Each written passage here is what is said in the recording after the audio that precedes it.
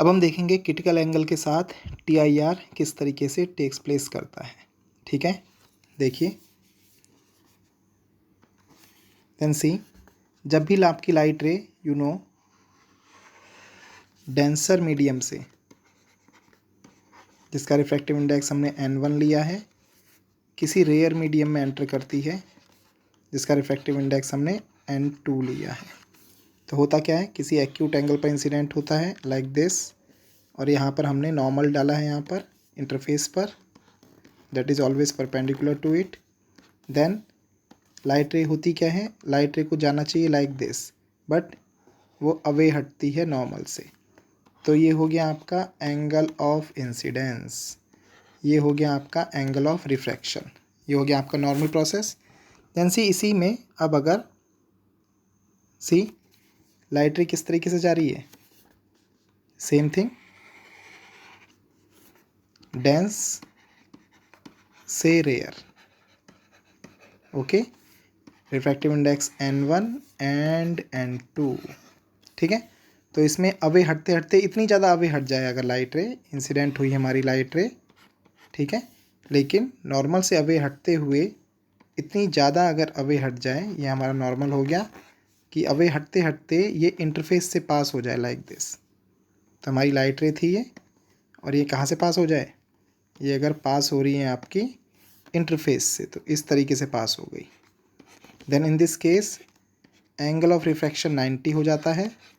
तब आपका incident angle क्या कहलाता है, क्रिटिकल एंगल। हमने फॉर्मूला लास्ट टाइम टाइप किया था इसके लिए। देन इसी में सी, अब अगर क्या हो इन दिस केस, ये देखिए, अब अगर एंगल ऑफ इंसिडेंस को थोड़ा सा हम और बढ़ा देते हैं इस तरीके से, ये हमने एंगल ऑफ इंसिडेंस को इंक्रीज़ किया है कंपेयर टू प्रीवियस वन, तो इंक्रीज़ करने के बाद सी, ये हमने नॉर्मल डाला है कुछ इस तरीके से। देन इन दिस केस क्या होता है आपका, अगर angle of incidence this I अगर ग्रेटर देन हो जाता है क्रिटिकल एंगल से, ये आपका क्रिटिकल एंगल है जहाँ पर एंगल ऑफ रिफ्रैक्शन 90 है, okay,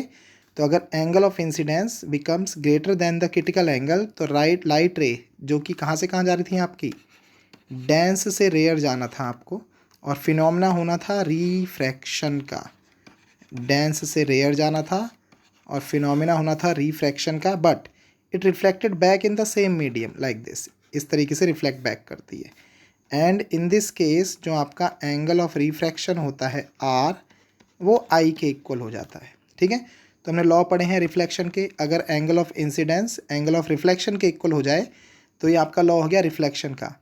but since refraction take place करना था, तो इन दिस केस इस फिनोमेना को हम कहते हैं total internal reflection, total internal reflection, और इन शॉर्ट इसको कहा जाता है क्या, TIR। ठीक है, देन सबसे इसमें इम्पॉर्टेंट क्या आता है, इसमें इम्पॉर्टेंट होता है TIR की कंडीशन। ऐसी कौन सी कंडीशंस हैं जिनके लिए TIR टेक प्लेस करता है, तो केवल दो कंडीशंस होती हैं। पहली, लाइट रे हमेशा ट्रैवल करनी चाहिए डेंस से रेयर मीडियम की तरफ, so this is the first condition. And the second one is, जो आपका एंगल ऑफ इंसिडेंस होना चाहिए वो किससे बड़ा होना चाहिए, वो क्रिटिकल एंगल से बड़ा होना चाहिए। ठीक है, इन दिस केस ये भी कंडीशन है। इसके अलावा आप अगर साइन के टर्म्स में निकालोगे तो साइन आई भी बड़ा होना चाहिए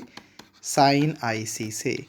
सिंस जो एंगल होता है साइन का थीटा के साथ इंक्रीज होता है, तो sine theta is directly proportional to theta, तो दोनों ही कंडीशंस वैलिड हैं।